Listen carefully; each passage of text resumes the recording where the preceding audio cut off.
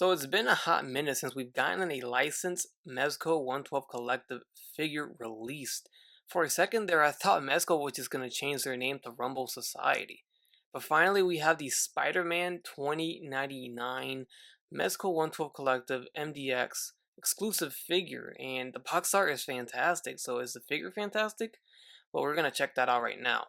So the box art, as you see, goes all the way around. The backside doesn't display any of the accessories or anything. It's the same image on the backside. On the side, we get the spider logo, of course. And that's it. You can see it's still wrapped in the plastic. So let's get this thing out and check them out. Man, the colors just pop on this guy. I love it. Looks really, really good. The red and the blue, very vibrant, very nice. The soft goods, it's very nicely done, high quality. Mezco knows what they're doing. So that's a good start. Really, really good impressions right off the bat. Comes with some really cool accessories too. A lot of webbing, which is cool. He is Spider-Man, so we have a pretty big web effect here that you can plaster onto a wall and have him like just sitting there, right, chilling on it. Pretty cool. Haven't seen this one been done before. And then we get some repeats here, some use of some older webbing that we've seen before plenty of times. This is not bendy. He doesn't come with a bendy wire type of webbing. This is plastic. So we get this one, and we get the longer version here. And then we get this one, which I haven't really seen, so this one might be different. But I don't collect all the Spider-Man, so I could be wrong. And then we have this one. So if you're a webbing guy, this thing comes packed full of webs. And then my favorite webbing is this one right here. You can see it is made to go around someone's head, so you can web somebody right in the face to show it off. You can see that kind of works, even though he's got some big hair. It still works. It does stretch. It does expand, so that will definitely fit on a larger head, I guess. Like here, Mace Windu found himself in the wrong universe, the wrong dimension or something, and he ended up in front of Spider-Man 2099 and he got webbed in the face, and that's what that webbing does right here. So pretty cool, pretty neat. Definitely my favorite webbing accessory that he comes with. Alright, so here's our first head sculpt alternative, and check out the texture, the sculpt, the paint job. So clean, very nice. We get a half mask, and we get the mouth exposed with the teeth. I mean, it could be cleaner, but it's pretty darn nice. It looks good. The sculpt is really, really good there. So really am digging the detail and the texture on the mask itself. And then we get the one and only head sculpt, unmasked, 100% unmasked. Miguel O'Hara head sculpt here. This is Spider-Man 2099. It is not Peter Parker. So very cool. I feel like I've seen this head sculpt before. I don't know. Somebody tell me if this is reused, but the paint on the hair is very nice. I like it. It's got some black, got some brown. Not too bad. It looks good in the light too. So, and in the face, pretty clean. And moving right along, we got some wrist devices here that he uses. One has an effect there, you can see. The other one does not. It's very small, but the paint job is very well done. Alright, so the figure itself comes with a pair of fists attached, coming right out of the box. Then we have some hands. So we got some open hands. We have several open hands here, so pay attention to the minor differences here. The fingers, to be more specific, you can see how they're curled in this position, but I really love the texture, I love the detail, and I love the paint apps here. Are super clean for such a small little accessory piece. His hand, really digging the quality here. It definitely does make the weight seem a little bit better, a little bit more reasonable, seeing that the quality is pretty much top notch. Here's the other hand. You can see, again, like I mentioned, pay attention to the subtle detail, the subtle differences here. The hand is open, but the fingers are curled, just a slightly different pose. So there's this one. And then we get these pair of open hands, and they look exactly the same as the first ones I showed, but they're not. Take a look at the fingers, they're straight, completely straight up.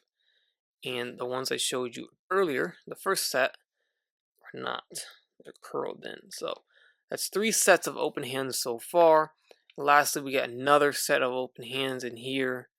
They are curled kind of similar to the second set I showed you, but we have these indentations here for the webbing effects. So these are for the webbing effects coming out of the wrist piece, of course, while the other ones do not have that little dent there. And then lastly, we get these kind of grabby hands here for his web swinging poses if you want to put the web in his hands. And then here's a look at him with the half-mast head sculpt attached to the body. And then last but not least, the unmasked head on the body, in case you guys were curious. And then of course we have the hologram effect coming off the watch piece. You can just pull off the hand, snap in the watch, and then put the hand back on. And there you go. Now here's a close shot at the figure itself, and now we can admire the texture and the very nice work that they did with the fabrics. Again, texture is on point, paint job is on point, that red just pops. I love the red color, red's my favorite color, so I might be a little biased there, but it looks phenomenal. And I love how the texture from the plastic mask kind of mixes in and blends in very well with the fabric texture there on the torso. Very well done. I mean, it's not 100%, of course, it's really not possible, but it's pretty darn good. From afar, it blends in very well, and I really like that. Then we get these rubberish material here for the spider and for his design of the suit all the way down to the arm, which blends into this plastic piece here, which have these very long blades that are very sharp and fragile. Do not break these things. I feel like you could easily get this caught on anything around you, and it could snap, or you could cut yourself or lose an eye, and you don't want to do that. So again, these figures are for like 18 and up, not for kids at all. Going down to the legs, you can see the seams here are pretty clean, as clean as you can get for 112, and then the plastic feet. Going on to the back, we get his little web, which I feel like this is like the cheapest looking thing of the figure. I don't know, it seems like a very cheap and flimsy, but it does have a bendy wire here, and I am scared about the connection between this and the actual suit. I see like I have a little thread piece already sticking out. I feel like if you accidentally pull that, that thing's gonna snap, and boy, you're gonna have a hole there, and that's gonna suck. So be careful with the webbing on the back side here. Again, bendy wire, you can pose it up, but don't risk pulling that thing off. That would suck. Here's the seams on the back, which look kind of weird. At least it's on the back side. Definitely doesn't have a butt. But yeah, it's on the back side, so I'm not gonna look at that. I love how it looks from the front, and that's all that matters. And another thing worth mentioning here, as we look at the head sculpt, I love that you can kind of see the head sculpt of the human being inside. Don't you see the mouth and the nose and the eyes? Gosh, that's really cool. So, just something to point out. So of course the figure comes with the basic stand and base. The base is the same cover as the box. I don't really show them ever, but that's what it comes with. They all come with that. So we all know what he comes with. We know what he looks like. So what can he do? What's the articulation like here? So let's check it out. The head sculpt goes all the way up about this far. Pretty high. I dig it. Goes all the way down. Now the head sculpt and the neck is a separate piece, so they both move individually. They help each other out with the range. Goes down, goes left and right. We have the head tilting, which is amazing. I love head tilting. Get that little attitude pose.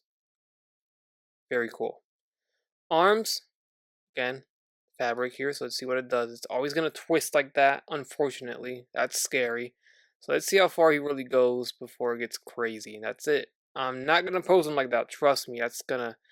That is gonna crack that like crazy, and that's gonna not gonna be good. So you can move it up though, as you can see. You can hold the pose and you can move it up. So if you want to take a quick pic of him swinging his arms all the way up, then you can do that. But I don't recommend you leaving him like that forever.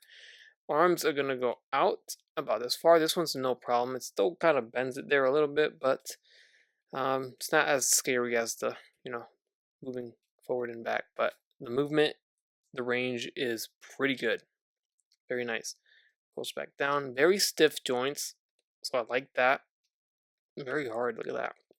We have a bicep swivel. In the process, I am getting stabbed by this long blade here. Crazy. So careful with that. Bicep swivel. Double jointed elbows. See that bend there.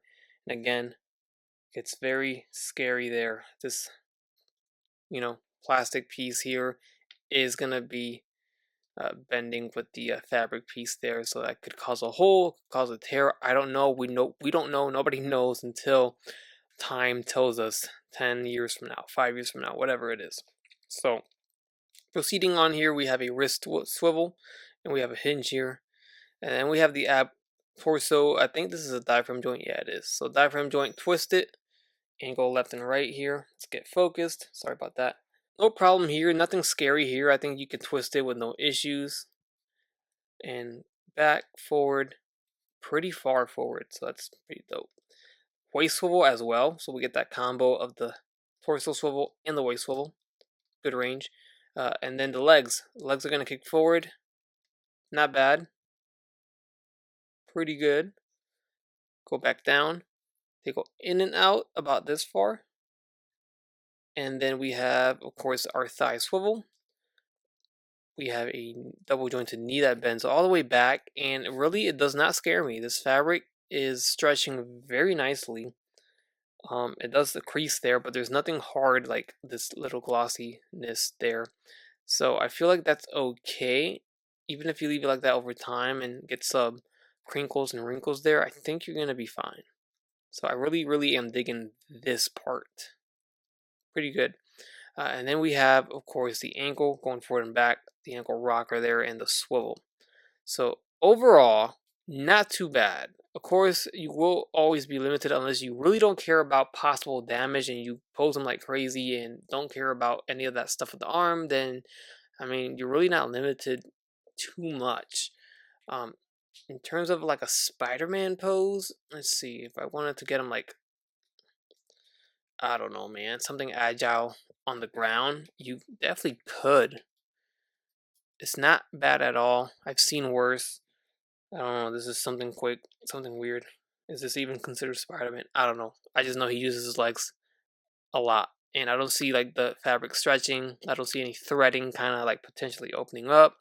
So that's a good sign. Very good quality there with the soft goods, and it's tight enough too. It doesn't look like it's too baggy. They definitely gave him wiggle room because if it was too tight, it would definitely not be able to articulate, of course. But there's a lot of wiggle room there and enough, and still is tight on him, which is pretty amazing. So I just feel like the fabric is very stretchy too at the same time. So overall, articulation wise, he's pretty fun. I don't think you're gonna get him in like super spidey swinging poses. You definitely can. I say that because of the fact of this scariness here with the arms. And honestly, Spidey would go all the way up. But um, for what it is, for a Mezco 112 soft goods, it's very well articulated, I must say.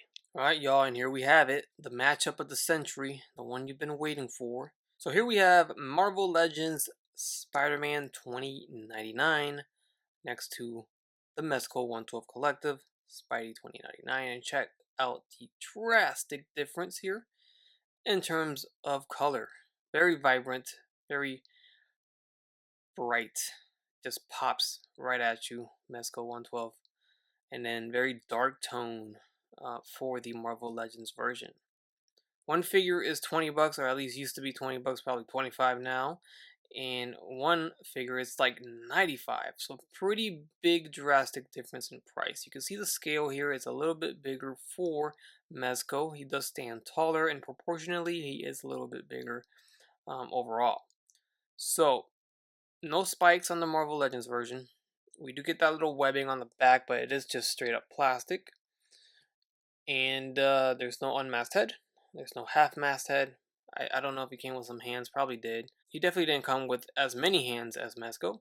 We have all the webbing effects for Mezco.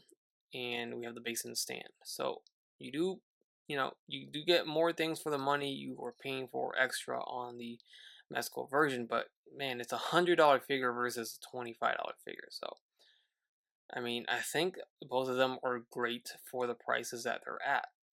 I mean, you can't really compare these and say that one sucks just because, I mean, price wise, they're not the same. So I actually don't have any other Spider-Man Mezco 112 collective figure to compare them next to.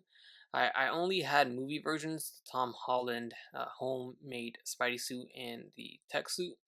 I got rid of them both. I really wanted to focus on just comic book figures instead.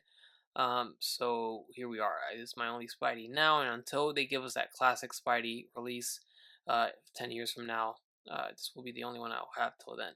So here is Deadpool just for the heck of it. Mezco 112 Collective Deadpool. It's one of my favorites still. It's just so good. God, they made such good figures before. They still are doing a good job, but I just wish we would get more Marvel stuff more often. But very cool, very vibrant, as is the Spidey, so I just love how the colors pop here. So I'm really interested to know your guys' thoughts on this figure. What do you guys think? Is it up to what you were expecting? I think this is a solid release, and I really am enjoying this figure a lot more than what I expected. I just hope Mezco continues on with some of their licensed stuff a little bit more often, and hopefully this figure here gets things rolling. So with that said, hopefully you guys enjoyed the review. Let me know your thoughts, like I said, down below in the comment section, and hit the like button. Would greatly appreciate it. Consider subscribing if you haven't done so already, and as always, take care, take it easy, and I'll catch you on the next one.